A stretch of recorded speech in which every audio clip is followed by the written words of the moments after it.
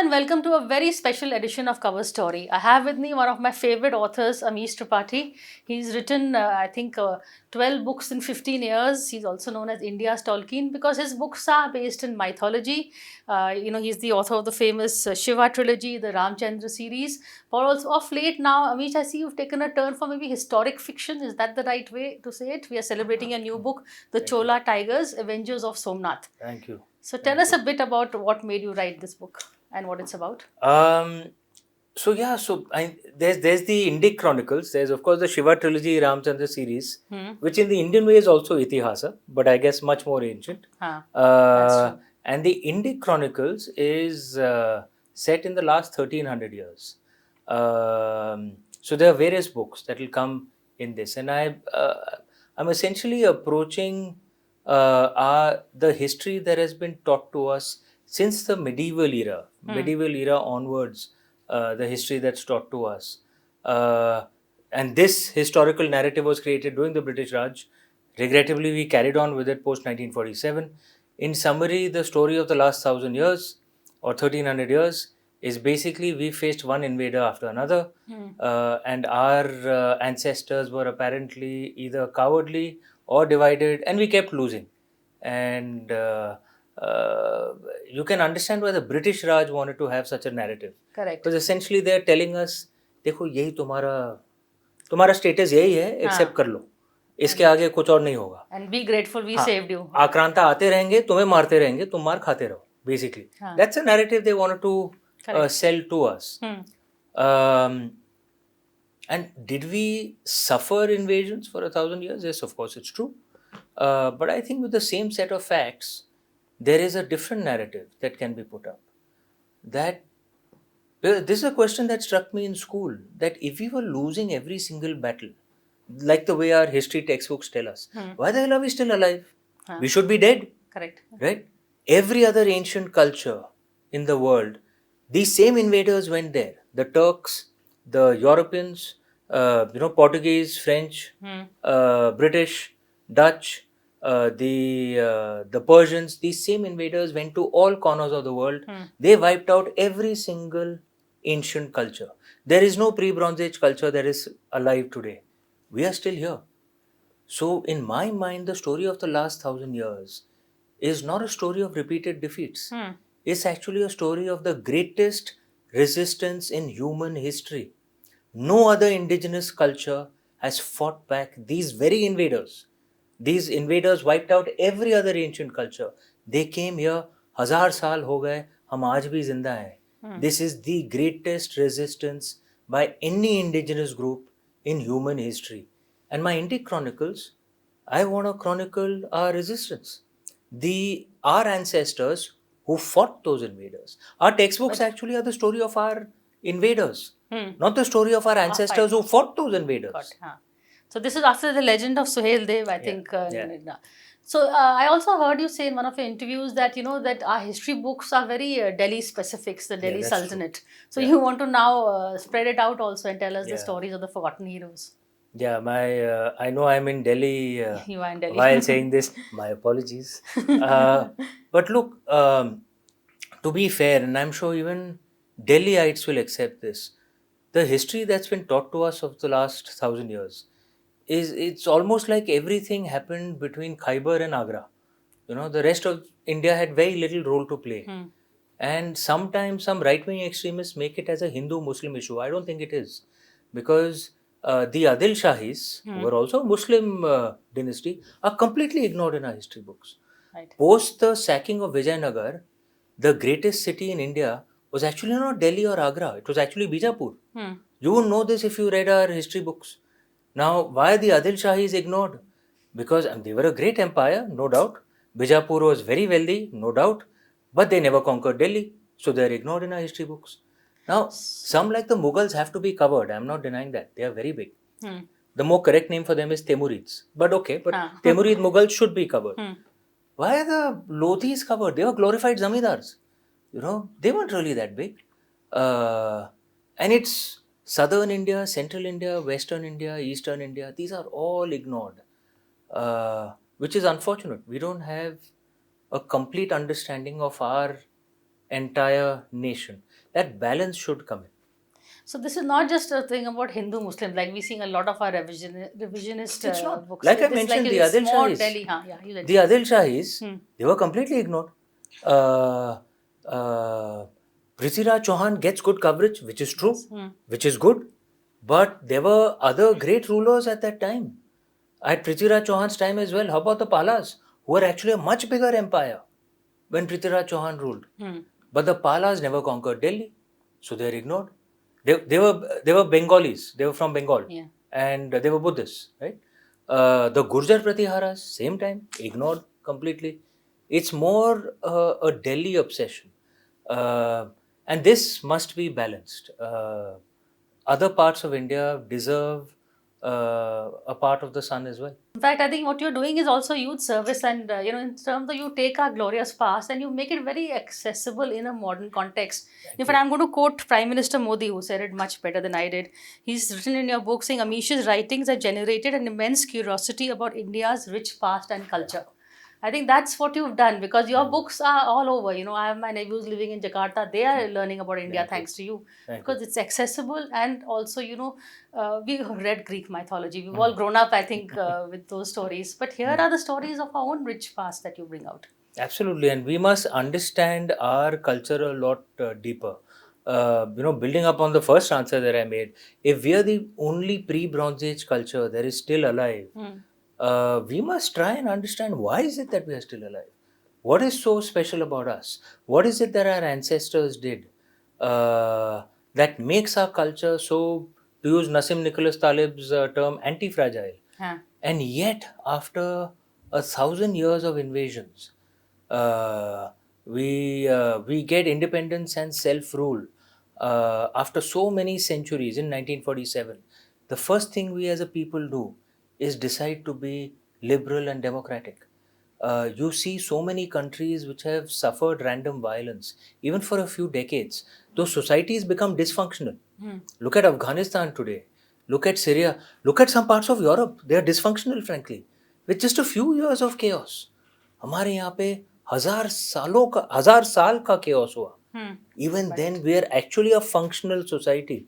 There's something that is worth exploring, right? And I also think that in many ways, educated Indians, in many ways, get disconnected from our own traditions. Our entire education system is such कि पढ़ा लिखा के बच्चे को अंग्रेज बना दो. Huh. You know, I find many Indians who'll say, educated Indians, uh, you know, the mass Indians will probably not say that, but educated Indians will say that, oh, India was never a nation, the British created us, which is not true. You can quote the Vishnu Puran, which is 2,500 years old, which shows that India was a nation in those days. There are many who say, oh, we were an oral culture, we never wrote anything down, we didn't have a tradition of history writing. Again, not true. In fact, according to the National Mission of Manuscripts, there are probably 4 to 5 million handwritten Sanskrit manuscripts that survive till today. That's more than the rest of the ancient world combined. Combined. Our ancestors wrote a hell of a lot. The idiots are us who haven't read what our ancestors wrote, who haven't even translated what our ancestors wrote. In so many ways, we don't really get, the educated elite does not get our own country. If you think about even architects, even the way we are building our cities, architects build glass wall buildings. We're in this lovely hotel, it's glass wall buildings. Glass wall buildings emerged in Western Europe and Northeast America, where it makes sense to have such a structure. Shortage of the sun. You reduce heating costs. In India, do you have a shortage of the sun or an excess of the sun? You build a glass wall building, we're essentially building a giant microwave oven. Correct. Right? And we have to blast the AC from inside.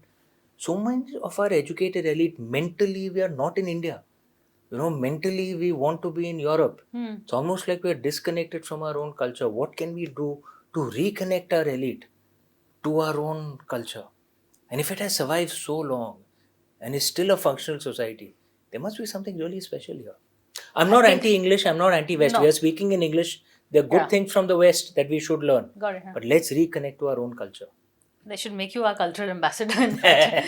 But you know what I like is, in fact, when I was reading your book, I read it by the way in one sitting. Oh, It is thank you. amazing, Thank and you. it's fast paced. It's, you know, there is, you get the historic context. Yet, you know, I love that when suddenly your characters, there's a banter and you bring in dire straits. So that is, I love that part. In fact, You know, my editor hated that. why? What is this? This is, you're breaking the you know the so I It's like like doing, that Volkswagen and Benner. correct. It's I know, yeah. So I like doing stuff which yeah, is, it you know, takes you and by surprise. I think my readers enjoy my quirky sense of humor.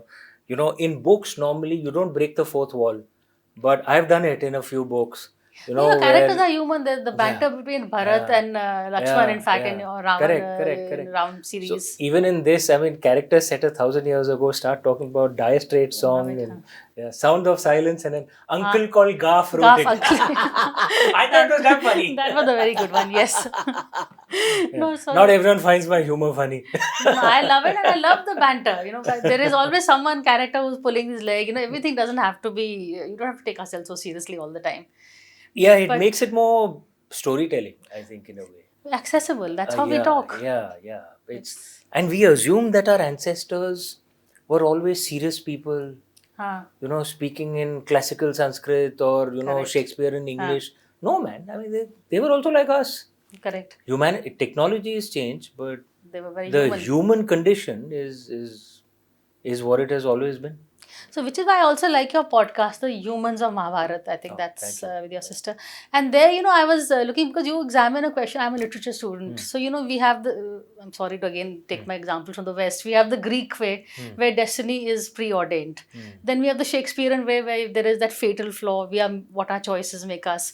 I think the way you bring your characters, and you talk about a lot where you talked about Gandhari, was she, you know, because of her circumstances or because of her choice to be blind.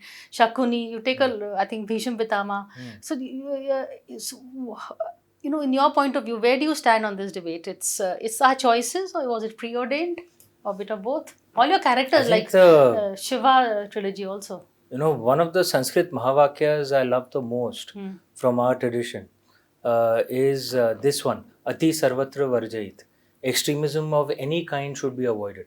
And our ancestors were largely about balance. If you, and all, in all our traditions, it's not just in Hinduism, even in Buddhism, Gautam Buddha said that you have to find the ideal middle path. Going on any extreme should be avoided. Our ancestors usually taught that, which is why you'll find that in our way, to fight for women's rights, you don't have to start hating men, or to fight for transgender rights, you don't have to start hating women. You know, there's no need to swing from one extreme to the other, as Westerners or Middle Eastern societies do Huh. very often. So if you think about even fate and self-expression, if you want to call it, so Greek mythology was usually about human heroes taking on the gods, right? And that's a tradition that's taught to us. And some parts of the West, like the Celts, was all about everything is predestined. You have no role to play, right? And you just have to follow the plan. Whereas in the dharmic way, it's actually a bit of both, right? There is a leela of the gods, right? There is some destiny that comes in, but there is your personal agency as well. And what happens in life is actually, you don't have to call it a competition, a game between the two, right? Fate will throw, like, it's like you're playing a badminton match or a tennis match, Huh. and fate is playing you. And sometimes fate hits some real hard smashes, sometimes it hits some dollies, right? Right. And what you should focus on is your game. Um, you know, if you're focused, maybe you can hit back those smashes as well. If you're unfocused, even so those real dollies you'll miss, right? But That's the way did to see it. It's Huh. it's a play between destiny and your personal agency, and which is why in the Indian way, life is not always about what happens to you. It's actually about how you react to what happens to you. correct? So both Lord Ram and Ravan suffered, if you think about it. They faced a lot of challenges in life, a lot of unfairness, both of them, right? But Lord Ram reacted fundamentally differently to fate being unfair to him. His thing was, the more unfair fate is to me, the more noble I will be. Whereas Ravan's reaction was, fate is being unfair to me, the world is being unfair to me, I will burn everything down. Correct. Right? And then you see the end result of that strategy at the end of both their existence as humans within this Leela. Right? Yeah. Or take Sita. I mean, we've always enjoyed the way, I love the way you portrayed her. She could be the damsel in distress, but she could be someone who stands up and fights back, and she's a warrior. Which is the way she was in our ancient versions. It's just that many of That- those versions have been forgotten. So Or it suits a certain narrative of the woman. and more in the last few centuries actually. So the version of Sita Ma that most of us Indians, Have been brought at up. least modern Indians, see are either the version from the 1980s TV serial or the Ram Leelas, right? And both of them were largely drawn from the Ramcharitmanas, which was composed by Goswami Tulsidas ji, 16th century, right? There was a different social paradigm in the 16th century. We were suffering invasions. You'll notice any society that suffers a lot of random violence tends to become more patriarchal. Because women can compete with men in practically everything except violence. Right? Violence is very difficult for them. Testosterone, stronger bone structure, more muscle mass. It's very difficult for women to compete with men. So you'll notice in the Indian subcontinent also the parts of India that suffered more invasions are more patriarchal. Have you noticed that? It's almost an exact correlation. Pakistan, Indian Punjab, which suffered far more violence, far more patriarchal. Rajasthan, Gujarat, little less, but they're also patriarchal. South and East, which suffered the least, are least patriarchal, right? Which is where our original culture sort of is, right? So I think Ramcharitmanas reflected the 16th century, right? And that is the version that most of us Indians know today. But if you go back to the ancient versions, It's a different. Completely different. There are three versions created to Valmiki ji. Valmiki Ramayana, Adbhut Ramayana, and the Ananda Ramayana. So even in the Valmiki Ramayana, Sita Ma is not a warrior, but she's a very strong woman, right? In Anusuya ji's story is very different in the Valmiki Ramayana as compared to what we got to know later, right? In the Adbhut Ramayana, Sita Ma is a warrior. She's the one who kills Ravan. And credited to Valmiki ji, by the way. So, excuse me. And it's not just in the Ramayana, all our ancient versions. You find a much more equal expression between men and women. And it's not that they become exactly the same. So it's not like the West where I find that a little strange that men have to become more feminine, women have to become more masculine. I don't know what's going on out there. So out here in our tradition, women can be feminine, men can be masculine. That doesn't mean anything. Any of them are lower or higher. yeah, they still have their separate. And they have their power. They have their agency. That was our ancient tradition. I try and revive the ancient tradition. Actually, it's not anything new. I'm just closer to what our ancient tradition was, rather than the last few centuries. Okay, on that note, I'm going to take a break and come back and keep this conversation going. So stay with us.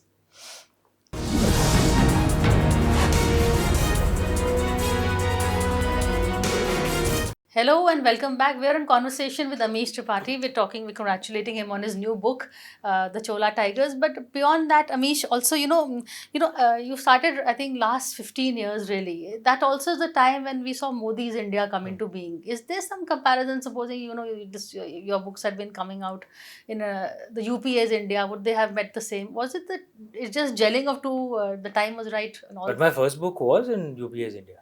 In fact, my entire Shiva trilogy was, but then Immortals of Melua, Secret of the Nagas, and that was 2010, 2011, 2013. Okay. So we were ready to go back and look back at our past and accept these books. Yeah, I mean, I think Prime Minister Modi's genius and few other politicians like him is to see a change coming many years, maybe a decade or two before it was obvious to others. I think there was a change happening in India post 1991. And like most changes in India, it wasn't top down, it was bottom up. India has always been a bottom up country. It's not a top down country. Um we're not a compliant nation. We're not historically, we've never been like China or Russia where the king decides and everyone just follows. We've never been like that. We question the gods also, yeah. At the end of the Mahabharata, Ma Gandhari curses Lord Krishna. Right? Correct. And she's a human being. And Lord Krishna doesn't, this blasphemy, he doesn't tell him. He accepts the curse, right? This has been our culture all the way. I think post 1991 with economic reforms, um, what happened is a new class rose, uh, which was more rooted, which was completely connected to our culture because they weren't a part of the old elite. Uh, they weren't a part of, and I'm not deriding the old elite, they had their own role to play, but they weren't a part of the group which had to read Discovery of India to understand India. It's my land. I don't need to discover it. I'll read a discovery of Greece, discovery of UK. I don't need to. I've grown up in India. Correct. Discover kya karna hai? I'm here. Right? Correct. Now this class has essentially risen. Tens of millions, probably a few hundred million. Right? And this has changed the cultural conversation in India. And you started seeing beginnings of this in the 80s, 90s, and you started seeing it then slowly across different spheres. I was in banking for a long time. There was a time when banking was dominated by the boxwala companies, if you remember, right? The youngsters among you won't remember those times, but if you had to rise to the top of what were the best companies in those days. Metal box. I Yeah, remember all those, ITC or Grinlays or Standard Chartered, the day one companies in the IMs. If you had to rise to the top, you need to speak perfect English. You needed to know what fork is used where. Yeah. हम लोग तो साला हाथ से खाते हैं. But you needed to do all that. How to put the serviette down, right? That was the atmosphere. And SDFC Bank and ICICI Bank came and shook it up completely. Now this is just one small. Many other places like this, the real India rose, and the old India started getting edged out. It started happening at state levels also, and we've seen it. We are seeing it at the national level only 2014 onwards. So I think it was a bottom-up change that was happening everywhere. It's just becoming visible now. And once again, perhaps the genius of Prime Minister Modi and other politicians like him is they saw this change a few decades before others did. Yeah, which is why we actually ironically it was Rajiv Gandhi who actually made us all go back to the Mahabharata. True, and it was, if there was no background to it, then the TV serial would have taken off, na? Right. It was like the seeds were always there, and then suddenly after centuries that water gets put on it and it just sprouts to life, right? You don't have to plant the seeds, you don't have to lay this, it was all there, it was already there, it has always been there, just that bit of water needed to be put in. And that credit should be given to Prime Minister Rajiv Gandhi, certainly. For doing this. Yeah. But unfortunately, the Congress, they started something, but they never took it to the logical end. That because of their I rarely get into politics, but the way I see it, that and it's become fashionable to criticize what happened earlier as well. I think Prime Minister Nehru did a good job as well. There are things to criticize about him. I don't deny that. But many countries which got independence at that time, right, are not really stable countries. It's not about being a democracy or not a democracy. Luckily, we remained a democracy as well, which is very good. In my opinion, that's the only way India can actually go forward, remain stable. We are intuitively and naturally a democracy. Our kings have never been all powerful in India. It was European kings, Persian kings who were all powerful. Indian kings were always circumscribed. Usually, read the Arthashastra of Chanakya or the texts in the Chola Empire. Our kings were always circumscribed. But the fact that we remained a stable country, uh, a lot of that credit should go to Prime Minister Nehru. Among the things, and I'm thinking of a book on this, that the how the state was continued in India. You know, when India was getting independence, one of the debates that had happened in the British Parliament was that should British India cease to exist and a new Pakistan or Hindustan be created, or should India continue and a Pakistan be partitioned out, right? Most of the people at that time thought this is actually a conceptual debate, it doesn't really matter. Okay, and there's a paper, very high quality, good paper I read on it. Prime Minister Nehru was among the only ones insisting, no, British India will continue. This is India continuing, right? And Pakistan will partition out. You think about it, it's actually a light conceptual debate. No, it's not. Think about it. All the institutional structures, all the diplomatic relations that were there, all the embassies, that everything that makes for a stable state, which had been built by the British over 100 years, post 1857, continued in India. Pakistan had to build it all from scratch. There's a reason why the Pakistani state was inherently not that stable. The only institution they had which carried on without break was the army, right? Which is why it's the only institution that works out there. There are different problems with that too. Their army was too big for a small country. And these are things that the fact that actually structurally British India continued as India, right? This I think was a very far-reaching and wise decision that Prime Minister Nehru took, because our state remained strong. See, ultimately, it's a very theoretical debate, I know. That's why I'm thinking of a non-fiction book on it. That culturally, people can feel united, but it's an effective state that gives voice to those people, right?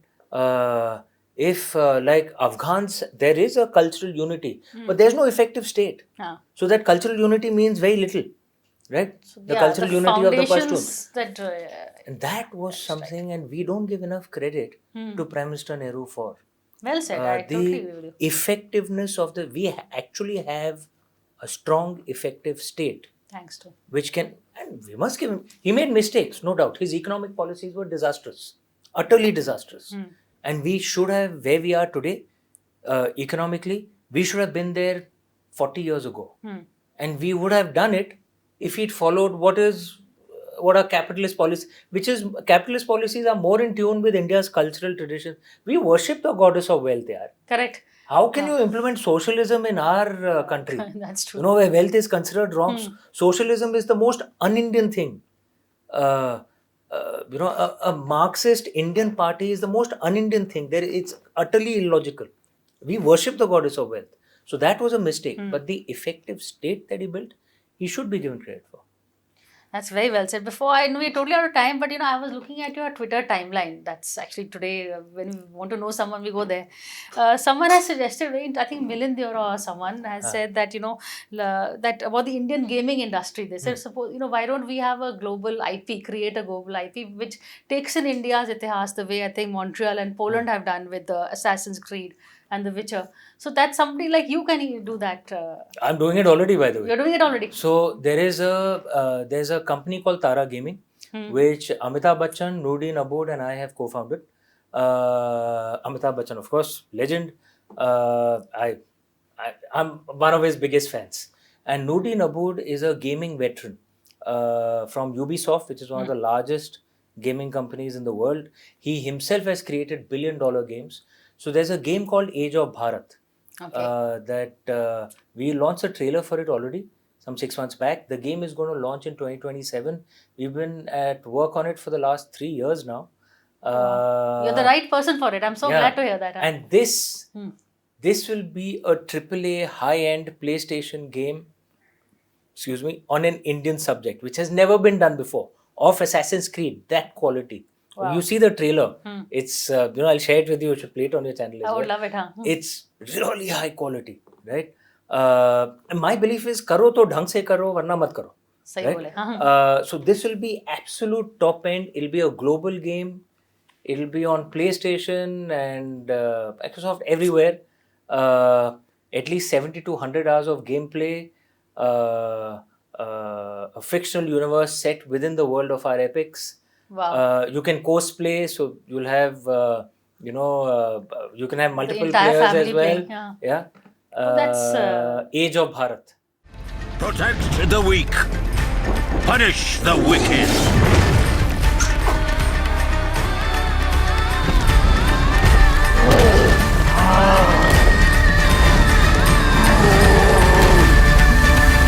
Bharat Mata ki Jai. Well, I'm looking forward to that. But Amish, Thank so you. then you write books, you do podcasts, you're also creating this gaming IP. When are you going to find time to write your next book? No, And what I'm is it writing about? already. Oh. I'm writing already. So there's a non-fiction book coming out, and there's a fiction book which I want to do something really different. So there's an idea which has really caught my fancy, which is something with crime fiction in the modern day, based in the UK. I want Wow. to do something really different. There's also a movie coming out early next year called Radha Ramanam. I'm the creative director. It's based on Lord Krishna, a proper live action. And that's drawn from Big your budget. books? No, it's a fresh script. I'm really very proud of the script. Very good script. Yeah, so tons of work happening. Well, I'm a workaholic. I'm so glad you found time to talk to us, and now I hope you'll continue. But congratulations on all Thank you. your ventures. Thank And as I said, this is one of my favorite books. This and your Lanka. I mean, Thank you. these are the two top ones at the moment for me. Thank you. But thank you. You clearly have a liking for South India and Sri Lanka. Perhaps. That's what you're writing just now these days. Well said, well caught. But thank you so much. Thank you. Thanks, Amish.